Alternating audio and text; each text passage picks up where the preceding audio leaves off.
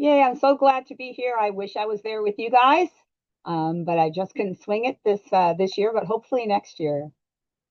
This is where our gray whale census is located. It's at the Point Vicente Interpretive Center. We could get whales coming really, really close to shore. I was there just 2 days ago. We had a whale coming after dark, actually heard it, and it was right below us, less than a quarter mile offshore. Now, having whales coming close to shore well, it might be exciting for the whales, but it's certainly exciting for the people who are visiting the Point Vicente Interpretive Center. It's an ideal place to count whales. It's where they could come across Santa Monica Bay. They hit the promontory of Point Vicente. They often will come close and then they head down toward Mexico.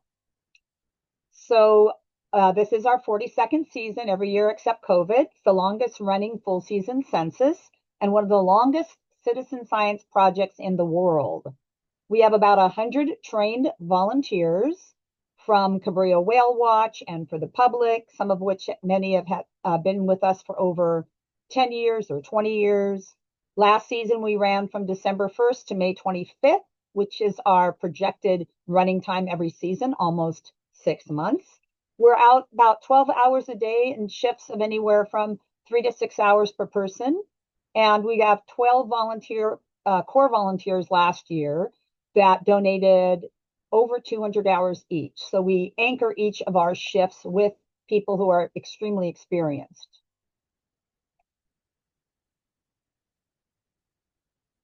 We have spotting scopes. We have 7x50 power binoculars with built-in compass and reticles. So we could tell each other, look over at 310 degrees instead of looking past the third kelp patty, which is kind of difficult to do. And also we have reticles, little marks in them that could let us be able to tell each other how far from the horizon the whales are too. So we're able to share that information and help each other track. So we're not trying to find out how many gray whales there are because this is not the ideal spot for that. We are looking at the nearshore corridor, migratory corridor of gray whales. So we only see a percentage of the gray whales going by. That percentage can vary from year to year. The distribution can change. We're looking at migratory timing, behavior, calf recruitment, or how many calves we're able to count. And also trying to do individual ID and assess, particularly now, what the body condition is of the gray whales, because they're in big struggle right now.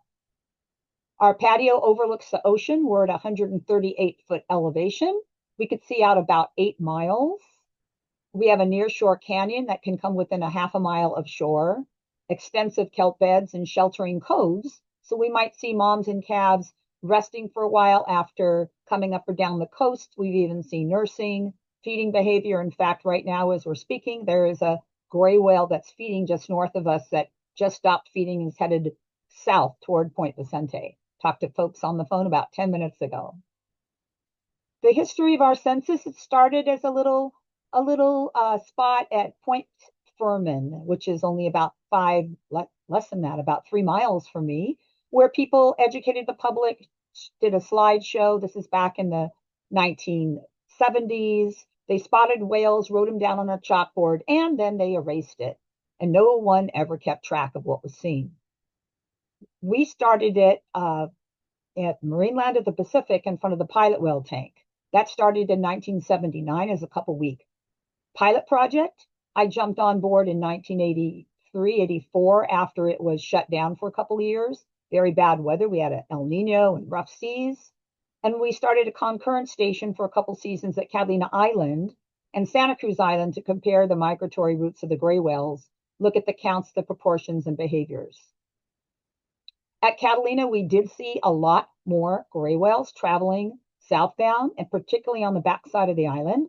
About 85% of the gray whales we saw were going along the backside. And we also did see some on the front side too. And an interesting thing we noted is sometimes those gray whales on the front side of the island would breach and do a belly flop and then turn around and go on the backside. So when headed southbound, they really like keeping that land of the island or the mainland on their left flipper. So here we are where the arrow is pointing. So we've got a patio that drops straight down. The public has access to our area. They could help us spot. They bring binoculars. And like I said, I had to like stand up and look down in order to try to find that whale that was so close that we could hear its blow.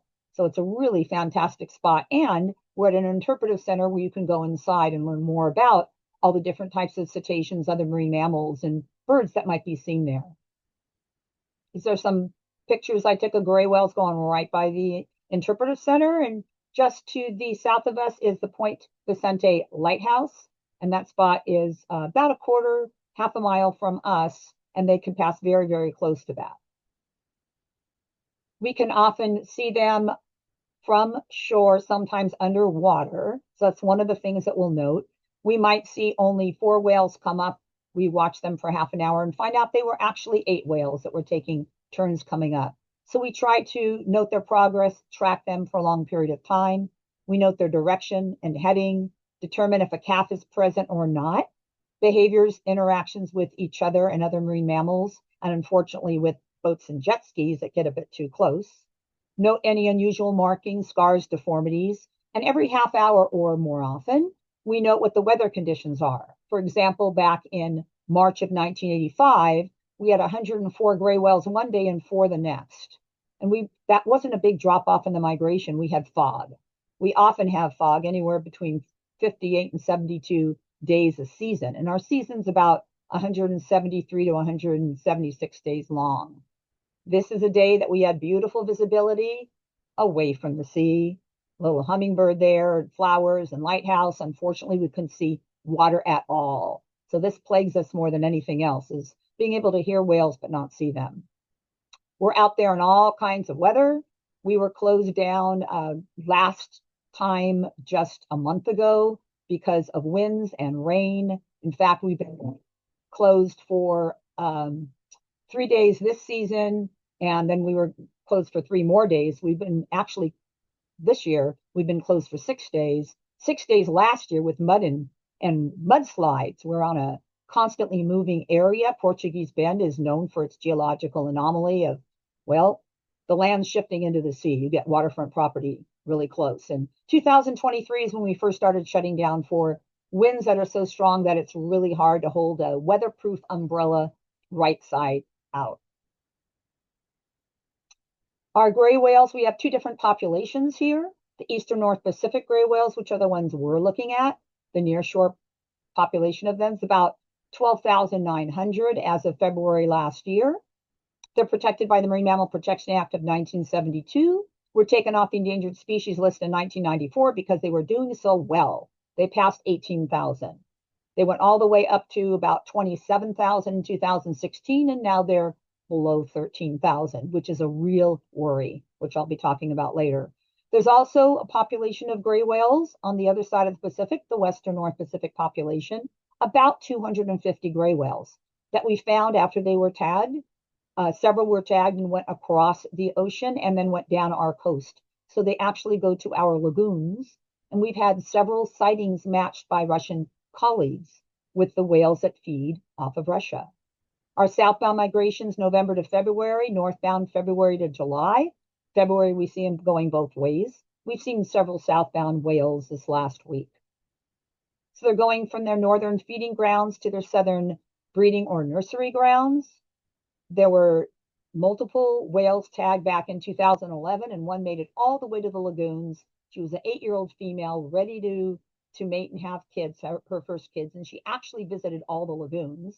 The tag was only supposed to stay on for a month or so. It actually stayed on for over a year. So they tracked her all the way back to Russia. I got notice that she was off our area and hopped out in a boat hoping to see her, but she went on the backside of Catalina and we weren't able to find her. So that was really exciting to find this out. So here are some of the whales that have been matched with our collaborator, Olga. There's a northbound cow-calf pair, May 16, 2023. The mom arch that was our 83rd calf that season, and they didn't even know she was a female until we saw this whale and noted she had a calf. And this season, we've already had 3 that have been matched. January, twice in January, and once just this past week. How did she know we have the whales she knows? Because every day I post a summary of what we've seen, and I try to include an identification photo, which for a gray whale is not the flukes, but it's the side of the whale. that shows a series of knuckles on their back that they have instead of a dorsal fin, and also the pigment pattern, which is unique to every whale. So this collaboration is a really exciting part of what we do. So they spend their time up in the Chukchi and Bering Seas, up in the summer, go along the coast. Some gray whales don't go all the way to Alaska or don't go there regularly. They're called the Pacific Coast Feeding Group of gray whales. They're actually genetically different and they're smaller. And they feed, instead of up in Alaska, they feed on a variety of different prey between British Columbia and Central California. Particularly, there's a group of 120 or 30 that are off British Columbia, another group of close to the same number that are off of Oregon. And those are folks, again, we collaborate with. The primary trigger for the southbound migration seems to be when the days are getting shorter. But if they're super hungry, if they've been starving, they might linger longer. If a female is pregnant, ready to give birth, she might need to take off before she's gotten enough food. So there's different migratory routes, particularly behind the Channel Islands, like I was talking about. There's Catalina Island there, up above in the Santa Barbara area. There's island right here, which is Santa Rosa, and there's a population of gray whales that has been stopping to feed there since 2018, since right before the unusual mortality event began, when we started seeing a drop in the health and the number of gray whales. We've got several spots along the coast where gray whales have grabbed alternative prey. But not only along our coast, there's been some strange sightings of gray whales, including in Israel, France in 2010, in South Africa, in Namibia, Morocco, Spain in 2021, in Hawaii, and in Florida. And the same whale was seen in Massachusetts, and that's the only one that was healthy. One of the ways they could have gotten across there could have been through an ice-free passage above the Arctic and going across to other areas. And as the seas continue to be warmer and with climate change, that might happen more and more often. Pacific Coast Feeding Group, last season, we had at least 21 matches with this population of, again, about 230 or so gray whales. This season, we've had at least 11 matches, including some of the same ones we had last season. One interesting thing we saw were that several whales were seen going both north and south. December 11th going north, December 17th going south, December 21st going north. So apparently we're recounting some of the same whales. This is one of the whales that I talked about called Luna, which is a Pacific Coast Feeding Group whale that we saw off of our census. One of the most famous ones, name is Starback. She's very well known. She's got a big scar in her back, either an exploding harpoon or ship strike back in the late 1970s, early 80s. She's had multiple calves over the years, as early as 1995, still having calves as recently as 2020. And I've seen her from shore, from Point Vicente, at least 4 times. There's Oregon, matches with Dana Point, off our area, Point Vicente. And there she is in the middle there during COVID time with a newborn calf in April. They're not supposed to have calves in April. She didn't read the books. This is April 17th with a fetal full newborn calf. The well-known one we have last year and this year is Crosshatch, who went back and forth, cited multiple times. 2 of those times last year, she was a cute guy named Pattern, and she has a baby this year, so I'm kind of hoping it's Pattern's baby. We have one nicknamed Frisbee in the lower right, and one that I shot the photo in the upper left from shore, and my friend Mark, colleague from Vancouver Island, he shot that whale also, and you could see how those markings match up perfectly. And after I saw the picture that was taken this year of Frisbee, I went back and took a look in past pictures archived of unusual looking gray whales, and the same whale, nicknamed now Frisbee, was seen 2022 and 2024 with the great big patches make them easier to identify individuals. Speaking of that, this is a pretty famous one known as an old timer, Saddle. She has been seen many times between 1977 and 2013. She had calves, and she was just seen this last season. So she's tracked back at least 55 to 57 years old now because of when she was first seen with this unique patch on her back. Gray whales have a diving pattern that's typically 3 to 5 blows, could be 10 blows. I've seen 18 blows, and stay down usually 3 to 5 minutes, and swim normally 3 to 5 miles an hour. Although, again, they don't read the books. I had 2 gray whales on the backside of Catalina. that blew 18 times, dove together for 18 minutes, and came back and blew 18 times. So it's up to every whale their own pattern. The things we look for to identify a passing whale as a gray whale instead of, for example, a humpback whale, which we did have today, breaching humpback whale, is they have a blow that's often described as heart-shaped. They have two blowholes on top of their head instead of one like a toothed whale. They've got a series of knuckles along their back that are uniquely shaped and spaced. That doesn't mean the whale is skinny. That's like the shape of your nose. Okay, it's not indication at all of body health. They could be sharp, they could be flattened. White patches they might have, often, very often, like 25% or more of the time, they have killer whale tooth rakes on their flukes from a mom who successfully defended her calf or from a calf itself. And whales that have unusual deformities, such as this whale known as Quasimodo, who was actually the first whale tracked along the coast way back in the early 80s when she was photographed along the coast here, then in Mexico before she had her calf, after she had her calf, and I saw her off the port of Los Angeles with her calf. So we actually got tracking times and days to see how fast this whale was swimming, which wasn't very fast at all. Our favorite behavior we see is breaching. We had a whale breach over 100 times last week. Absolutely amazing. The whale on the left, I photographed from shore. I thought I was going to get it coming up to blow. Then a speedboat raced by, and it did a belly breach, which we see more often like a navigation type thing. It only breached that one time. They do back breaches, sometimes spy hop, particularly in Baja. They can go through the kelp, having a spa day, skin massage. They can also pull food out of that kelp, like these amphipods and lion-headed nudibranch or sea slug. They can also mill or do circles, sometimes feeding, seeing all kinds of different things. Now, gray whales typically eat what's on the upper left side, amphipods, chimerid amphipods that make little tubes on the bottom. And there's these beds of amphipods, think in terms of your refrigerator. And every year, gray whale will go to the same spot and go and lie on its usually the right side, and roll up its tongue into like a taco and suck up the sediment along with the food. So that's their favored food, and they're used to going back to the same spots. But when that food dies off, like in water that's too warm, for example, then they have to go, it's like taking a butterfly net outside and trying to catch food that's moving all the time. But they can switch to other prey, and they also switch to other feeding techniques. So swarming mysid shrimp is a very favored prey in Depot Bay, Oregon area. Krill up and down the coast, including up in Alaska. It's an alternative prey when there aren't many amphipods around. They're feeding in different areas on krill.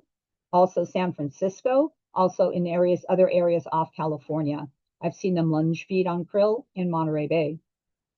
I've also documented one feeding for a couple of days near the port of Los Angeles on surface copepods like right whales feed on. So we have crab larvae off British Columbia. We found that a lot of the early northbound whales that leave are whales that are known to show up early, like in February, off of British Columbia to feed on Zoea crab larvae for 3 weeks. So it's really interesting matches there. Megalops are older crab larvae, and ghost shrimp, like the sounders in Puget Sound, feeding on ghost shrimp. And we've also had them suspected feeding on ghost shrimp off our area too. They're much larger and great source of prey. So what's happening as the amphipods have died off due to the seas being too warm, or the algae that grows under the sea ice not being there because the sea ice isn't there due to warming seas, the algae falls down to feed the amphipods. The amphipods are decreasing. They have low tolerance for warmer temperatures. They'll grow faster, but they won't reach as big a size. So fewer whales are seeing in the amphipod areas now as they were, say, 10 years ago. Krill, on the other hand, floats around, it swarms, it can move from spot to spot, and there's been a 98% increase in the Chukchi since 1998 of krill. So krill could be a great food source, but it doesn't stay. You never know where it's going to be. So they have to move around a lot more to find them. Also, herring eggs on the west side of Vancouver Island. Herring lay their eggs in eelgrass, and gray whales will follow the herring and pull the eggs off the eelgrass. And many dozens of gray whales are involved in doing this. So they stagger throughout the season and getting that opportunistically. Also red pelagic crabs. We've seen them off our coast here in Monterey Bay. They come up by the millions. What's really interesting, Catalina Island, last year, for the first time ever, they've had pelagic red crabs come up on the beach and be everywhere in the water, and fish will eat that and they don't want to take your bait. The difference was last year, the water was very cold. Off Baja, gray whales went further south looking for warmer water, and that happened to coincide with a massive amount of pelagic red crabs.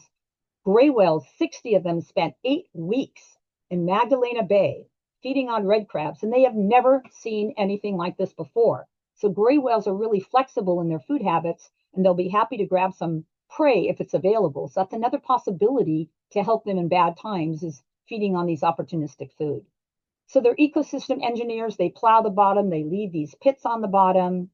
They leave mud or sand, usually lying on the right side, sometimes on their left side. They have different feeding strategies. Typical is feeding on the bottom. They stir up the bottom. They stir up the sediments. They poop, and they recycle the nutrients. But I've also seen them skim feeding like a right whale on prey at the surface, like copepods or krill, and gulping on abundant krill, which are humpback whales do that. Gray whales aren't known to do that, but I know that they do because I've seen it.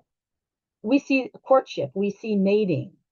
We have seen actually one birth off Point Vicente. I have seen 3. They have very floppy flukes when they're born. This is a wonderful photo that Ken Balcom, who studied, was a lead expert on resident killer whales and also beaked whales, photographed a gray whale being born, 1973, coming out head first. They've also been documented coming out fluke first. I've actually seen 3 different gray whale placentas. I worked on a school boat. I saw this very fresh placenta that had just been expelled, about 8 feet across. Asked the captain if I could pull it up on the boat, show everybody. I can't imagine why he wouldn't let me pull a placenta on the boat and put it in a trash can, but it hadn't even been touched by fish or sharks or anything. And I've seen 2 other ones over the years. Gray whale photographed in Monterey Bay. From our research from years ago, published in 2004, we think close to 40% of gray whale calves may be born in some years before they reach Carmel Bay. We've seen as many as 106 southbound gray whales. Have people asking me, I thought they're supposed to all be born in Baja. How come you're seeing them? They actually ovulate during their southbound migration in November. And then if they don't get pregnant, they can ovulate about 40 days later. So we see most of the births between the end of December and beginning of February. So we've had southbound gray whale calves every year except last year. We had 0. The moms are very low profile. They're hard to see. They hug the shore. This is a photo I took from shore 2 years ago of one of our newborn calves. This year, 17 newborn calves. Last year, none. This is a huge uptick. This is incredible. This gives us a lot of hope that maybe there's going to be a turnaround and the gray whale population will recover. So looking at Baja, this year, the water was extra warm.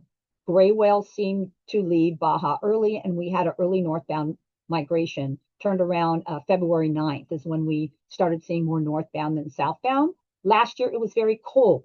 Gray whales went further down, feeding on the red crabs, Magdalena Bay, and seen feeding on schooling anchovies in the Sea of Cortez. The year before last, it was also a normal temperature year. So the temperature of the water off Baja is thought to be a big trigger for northbound migration, as well as whales that are hungry and want to start eating early. We have as many as this is a pod of at least 23 that we saw several years ago. I got 19 different flukes and 4 whales that didn't fluke. Looked at these markings on the underside and made a match between here, San Diego, and my friend Diane Alps. She was going to talk about gray whales in Baja, and I walked by and noticed it's the same whale. So they can be identified by fluke markings, and you can submit your pictures to happywhale.com, which I'm going to be talking about, of the side views of the gray whale. But it's always nice to get flukes too, because you can make matches. They have threats. They could be hit by boats. They have boats harassing them. They have jet skis harassing them. In Australia, you're not allowed to be near a whale on a jet ski. It's illegal. Unfortunately, it's not illegal here. Personal watercraft coming right up to them, almost running them over. They have been run over, hit by ships, and survived. If you're going at less than 10 knots, you're likely to survive if the whale is hit. Here's a whale I've seen a few times with prop scars, and photographs from the air this last year had 24 prop scars on it. And this is a whale that's been seen multiple times, had a calf. This whale has prop scars, killer whale tooth rakes at the top, and an alien from outer space, some kind of a weird markings on the side that I've only seen on 3 gray whales ever that I think are from mariculture. And harpoon wound. Here's a whale that I saw that was hit by an explosive harpoon, confirmed by Russian whalers and Russian researchers. We're on the MPA, Marine Protected Area. No one's allowed to fish in front of us. Sometimes they do. They fish for lobster. They can get caught in nets. We saw that lower right whale, and another whale had gone by us in 1985. March 3rd, dove right in front of the net. Only one whale came up and it drowned. And the whale on the far left almost had its flukes amputated from an entanglement. So if you see whales that are entangled, do not put a knife in your mouth, jump into the water, jump overboard, and try to rescue the whale. If you cut off the line that has a trailing float, that could be our only indication of who this whale is, and it may be entangled in its mouth and not be able to feed, and you just cut off the only marker for that whale. Do call the Entangled Whale Hotline, 1-877-SOS whale for our area, and they'll scramble a trained team who will go out and try to rescue the whale. We did have an entangled whale in January. We saw going north a humpback whale. 2 weeks later, the same darn whale I saw going south about a mile off of Point Vicente. It was seen the next day in San Diego, and it had pushed off the net that was entangled on it, but still had line on it. Has not been seen since. These are all whales that I think were entangled and had their flukes amputated from the entanglement. They cannot have long-term survival. At least one of these survived. The one in the upper right survived for at least several months because it was seen up and down the coast. And they twist on their side. The one in the upper left I saw on my way back from Baja. We see other species and keep track of them too, since we're there anyway, along with gray whales, and we collaborate with different researchers, like with blue whale sightings or with fin whale sightings, and try to get photos from shore. I have photographed several fin whales from shore that we've been able to see who they are. Unusual whales we might see include the pilot whale, which is actually an oceanic dolphin. Sperm whale we had last January was the last time we saw them from there. False killer whales, occasionally see them. Pilot whales we used to, but don't too much anymore. And we see other ones too. All of these species can interact with gray whales, particularly the dolphins. If you do get photos, send them in to happywhale.com.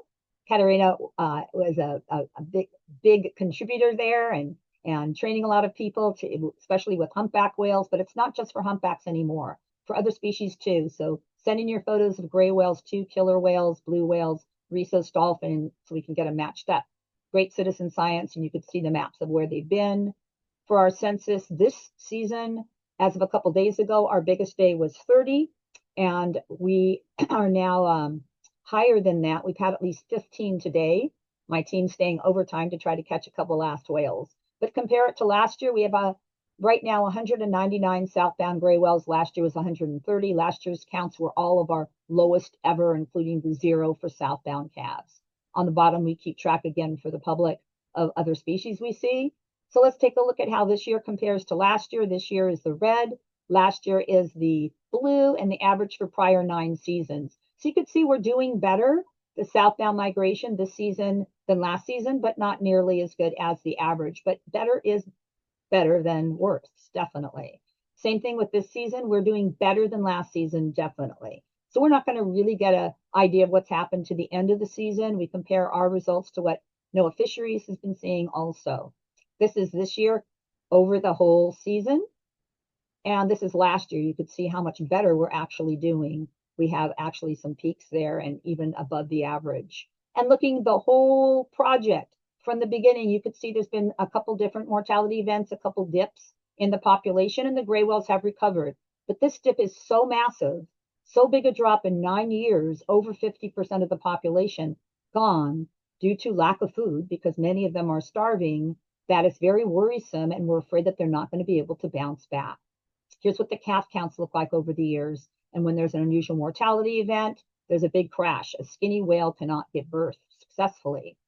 2 unusual mortality events in around 2000, around 2019. That event actually isn't over. It's still going on. It was considered to be ended because there were fewer strandings.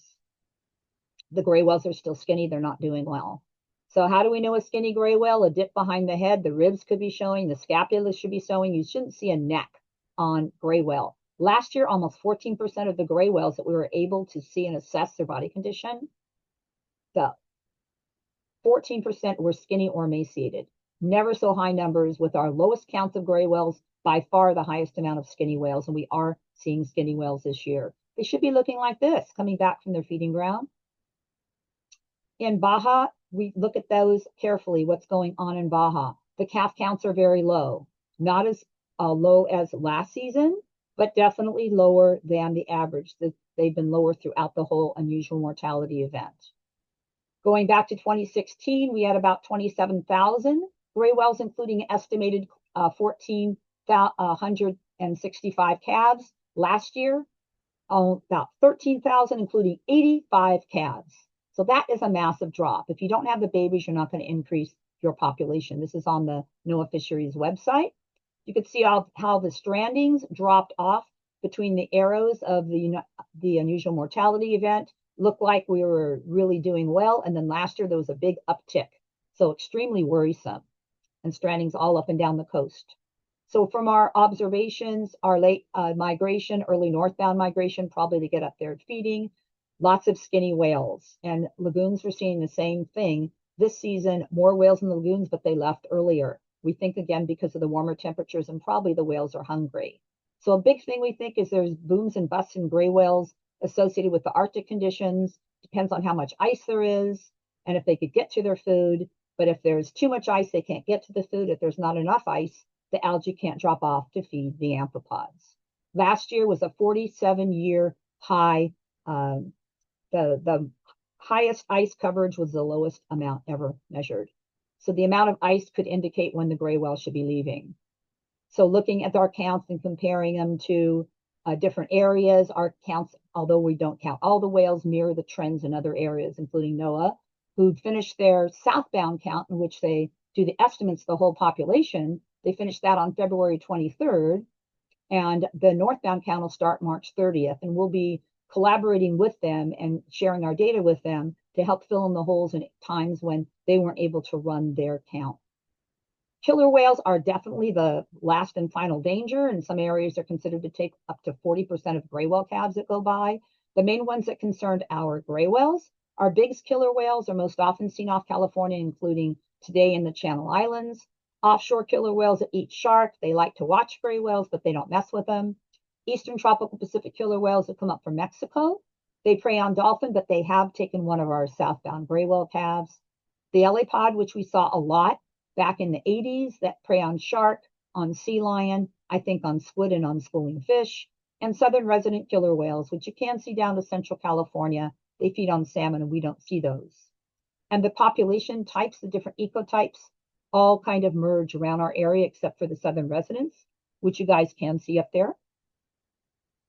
They go after occasionally the southbound gray whales, but usually the northbound, which have a lot more blubber on them.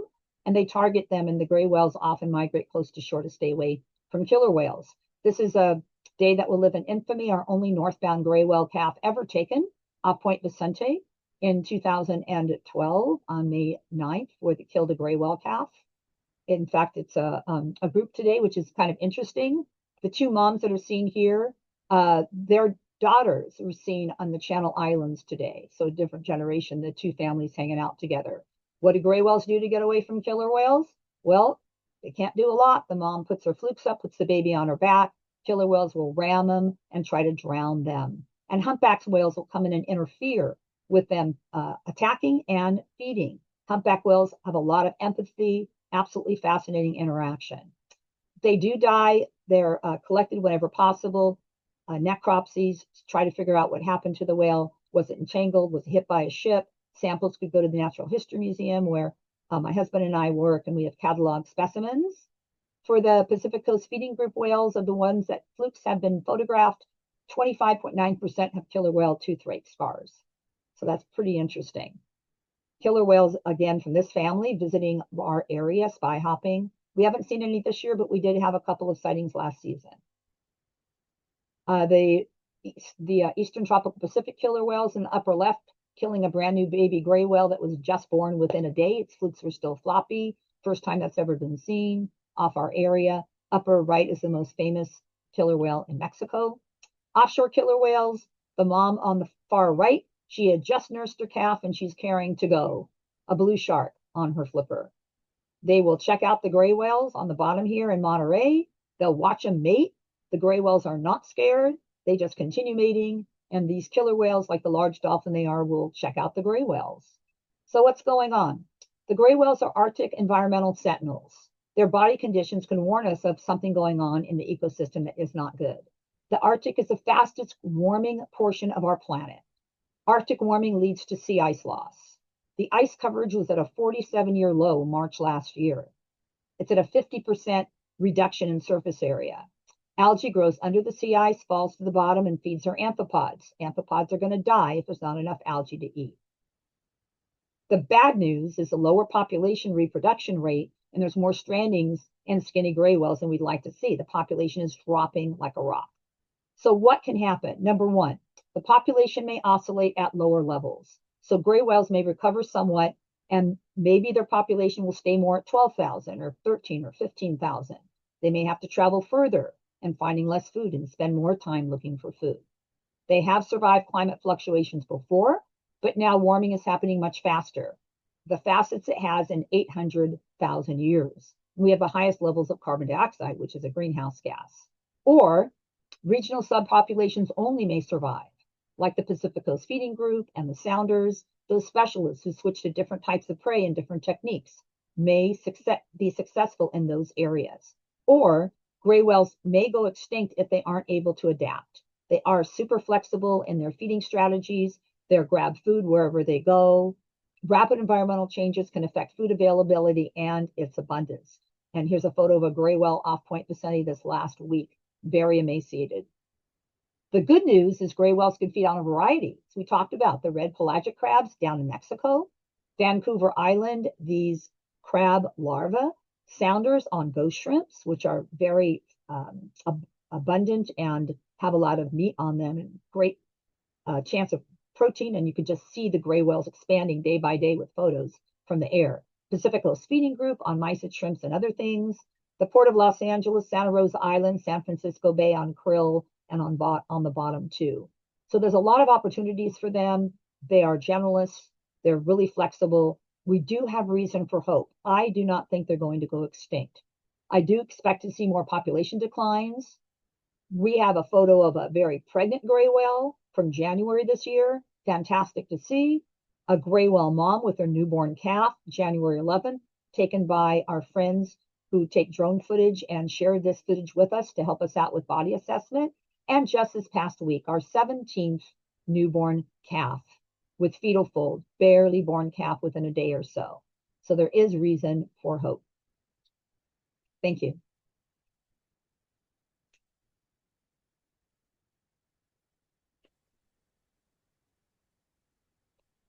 Thanks so much, Alisa. That was really, really interesting.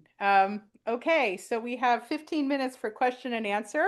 So I'm going to go back and forth between the people here and the people online. So go ahead and raise your hands if you guys have questions here in the in-person audience. Jackie's got a question in the back, and I will repeat it so you guys can hear online as well.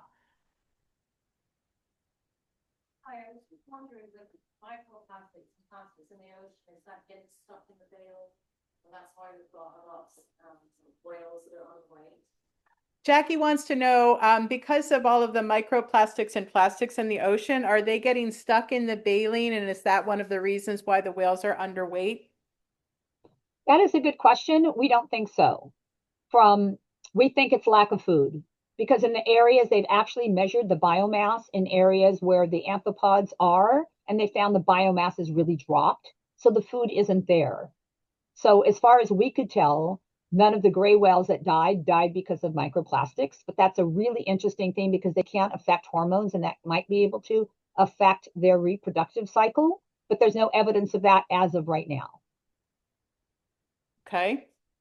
Anybody else here in the live audience? I'm not seeing anything on the chat yet. So Mary. I'm a little confused. I thought I read that it's rarely cited that gray whales would gulp food.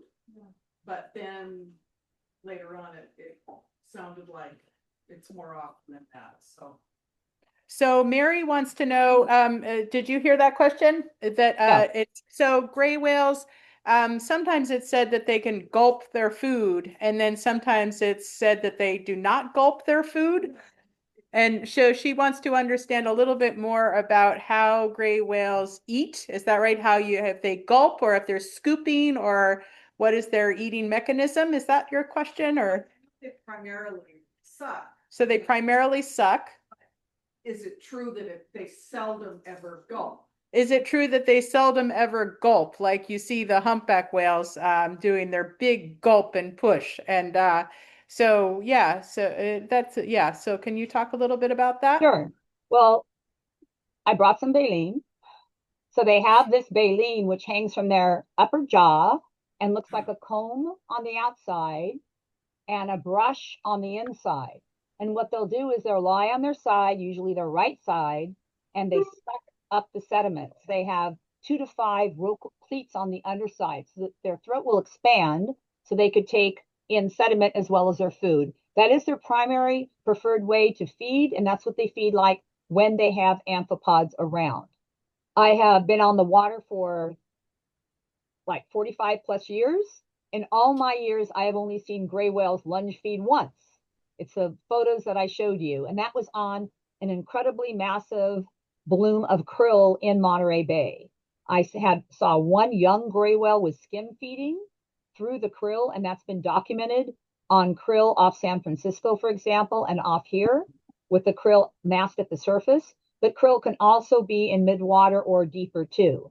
So they've gone through the water and lunged on those like subsurface lunging. I've also seen a gray whale skim feeding just like a right whale, skim feeding not only on krill but on copepods, which is actually right whale food, just a few miles from me. I've only seen them do that a few times. Again, their preferred method is on the bottom, and it's using suction, bottom feeding, and stirring up those sediments. But when you go to the bottom and there's no amphipods to eat, and you might also take in crabs and worms and rocks and other things too, they have a variety of tools in their toolbox.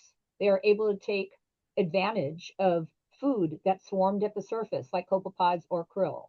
They are able to come up and gulp, which I never would have believed it if I didn't see it and photograph it. And I'm so glad I have the photo to show they did it. But I've only seen it that one day. So that's unusual. That's by far the exception rather than the rule.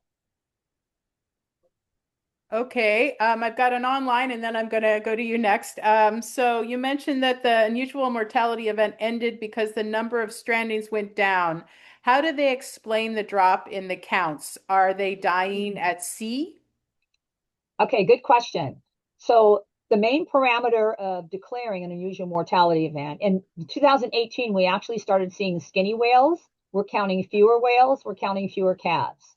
We're seeing more cases of gray whales feeding in the port of Los Angeles and started seeing whales feeding off of Santa Rosa Island in the Northern Channel Islands and opportunistically feeding on krill along the coast, particularly off San Francisco. In 2019, and there were some increased strandings. In 2019, there was a sharp uptick in dead whales and stranded whales.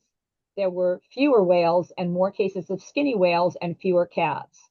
The key thing that they look at is, do the number of strandings fall within the expected kind of normal range of a population?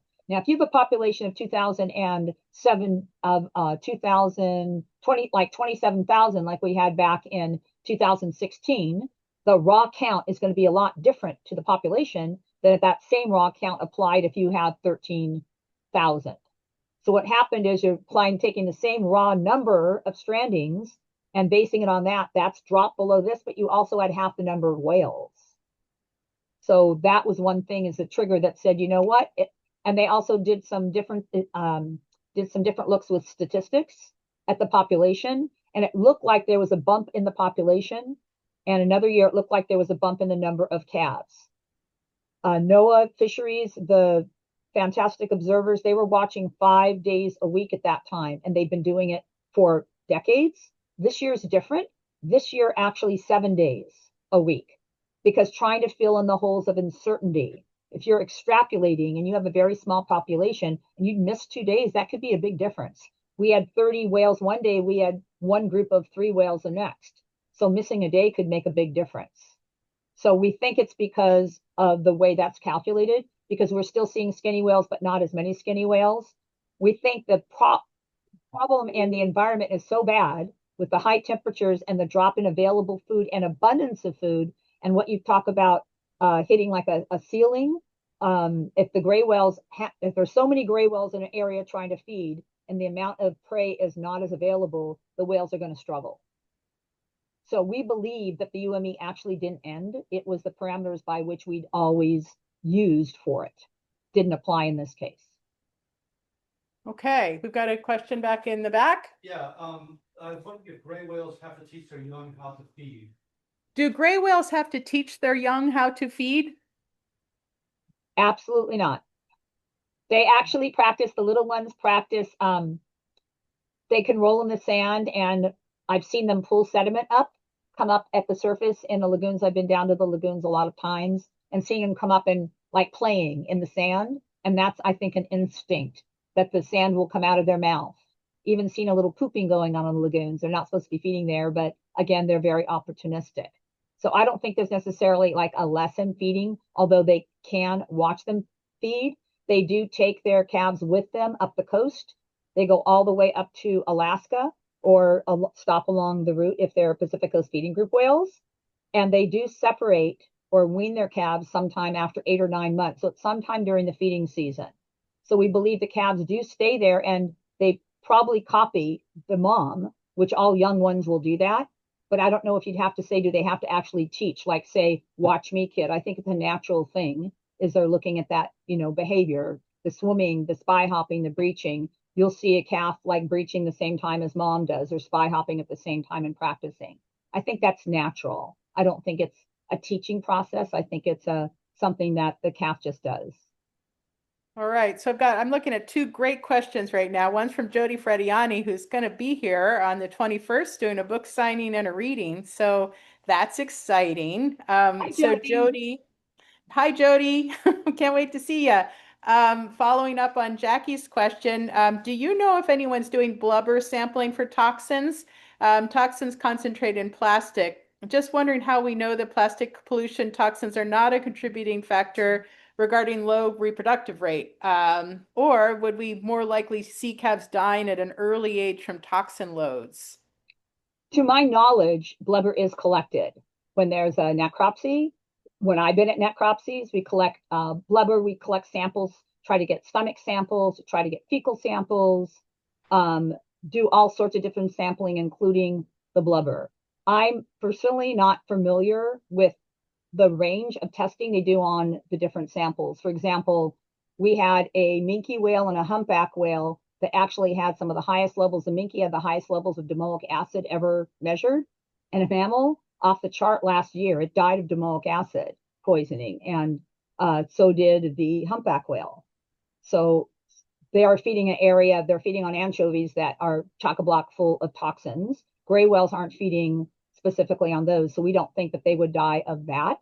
But I'm just not familiar with that. That's something I will ask around about. I'm sure that they would be tested for it because we found those microplastics everywhere around the world.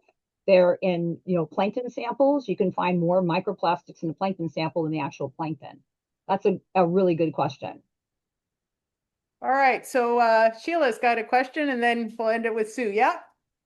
Yeah, I was really interested to hear about them eating herring eggs. That's the first time I've heard about that. And with all the news about the whales coming to San Francisco Bay last year, do you have any theories? I mean, is that one of the things you think that maybe is drawing them in? Some of the spots for herring eggs, or do you have any theories about why so many whales were coming into the bay last year? So I'm going to repeat that to make sure the people on Zoom can hear that. So Sheila's wondering about the herring eggs. That's the first time that she'd heard about that, and wanted to know if the herring eggs could be one of the reasons why gray whales are being drawn into the lagoon. Is that into San Francisco Bay? Yeah, I've got Baja in the mind. Into the bay, yes. The herring eggs, to my knowledge, it's along the west coast of Vancouver Island. It's going on for at least 30, 40 years that specific gray whales have learned that this is a great food source. And they will go to this area and follow the herring migration and go, this is Vancouver Island, West Coast, and pull their baleen through the herring, through the eelgrass that's along the island. And they'll come back and visit again. And apparently it's many different gray whales that'll do it throughout the season during this time that the herring eggs are there. So one gray whale may go through and fill up and empty out all the eelgrass and then leave and then maybe come back a different time. San Francisco Bay, I know, and specifically there were a lot of krill. There was a lot of krill detected. Right now, there's a lot of krill like off ocean side. There's a lot of fin whales feeding on the krill there. So that's one thing that was drawing them in. It wasn't herring eggs, but along California, where I've seen concentrations of some gray whales, including in Monterey Bay and including off like the San Francisco area and off the Channel Islands, is because of krill, of concentrations of krill. All right, so it's 6:59. One more question. So Sue, sorry, Sherry, I'm gonna have to leave you hanging, but I bet you Jody can answer your question next week. Sue Coulter, with having left Baja early due to warm temps this year, do you think that will shorten the season as a result? Last year we saw them northbound into April. Absolutely, 1,000%. No question about it. The San Ignacio Lagoon had a lot more gray whales, well over 100 this year. And the last census was a few days ago. They had 13. So the lagoons have really emptied out. There's less than half the gray whales that were there last week for Ojo de Libre, for Magdalena Bay. The whales are leaving early. And Jorge Urban had talked about at another meeting that we've had about how he thinks the big trigger might be that water temperature, but I also think it's going to be the whales are hungry. If you're a newly pregnant female, you got to get out of there. You've been pregnant since November, December. What are you waiting for? They'll continue to mate. They'll continue to breed, May, even in the summertime. But the females who are pregnant need to go get food. The skinny whales need to go get food. We had a skinny gray whale yesterday, the day before. I don't want them to go to Baja and go party. I want them to turn around and head up and go stuff your face. So it makes sense that they will have left. And I think this will be one of the earliest years of gray whales not being in the lagoons. I'm sorry for everybody who's gone to the lagoons or is going to the lagoons. But I think for the gray whale's sake, they need to get up and feed as much as they can, as quick as they can. Again, the good news is there was a higher number of calves. That's what we want to see. And that's what we want to continue to see. And it'll be super interesting when NOAA has done their survey, their northbound survey for the cow calves at Piedras Blancas, what they come up with, doing it for 7 days a week, because we had a huge uptick from 0 to 17 for our southbound calves, and that often will mirror the northbound. If the southbound is higher, the northbound is often higher. We only saw 8. That's 8 out of the estimated 85 calves produced last year. So I feel real positive that more whales we saw look pregnant, more whales we saw gave birth. And last year there was a lot more breeding activity, and that could have been because so many of the whales didn't conceive before that because they were too skinny to really be able to maintain a pregnancy. So any positive thing I think is good. But I think as far as the lagoons go, the combination of the warm temperature and the hungry whales, that the northbound migration definitely started early, and the lagoons will be probably empty earlier on. All right. Well, the whales are blowing like crazy out here, and when the wind's not blowing, you can really see them. We've got some whale watches coming up this Sunday. We added on another trip from 3 to 5 because or is it Sunday? Yeah, Sunday the 15th. And so Sarah Grimes and Sarah Sundberg will be our Noyo Center naturalists. So you've got a shot to get out onto a boat, see whales. I've got Erica Gottel here, who's going to be doing our one of our whale walks this weekend on Saturday. So there's lots of chances to get out and see whales. There's an art show in downtown Mendocino that was inspired by high school kids who went whale watching with us. So go check out the art show at Cobalt. Go online, check out our website, get involved. And on the 21st, Jody Frediani is going to be coming up. She's got a beautiful book called The Magic of Monterey. gorgeous pictures, great presentation. So she's going to be sharing her wisdom about gray whales and all the marine mammals in Monterey. So that's going to be our third of 4 talks. So thank you everybody for coming and being a part of this. And thank you for your support, for helping us to move toward our goal and our whale migration challenge.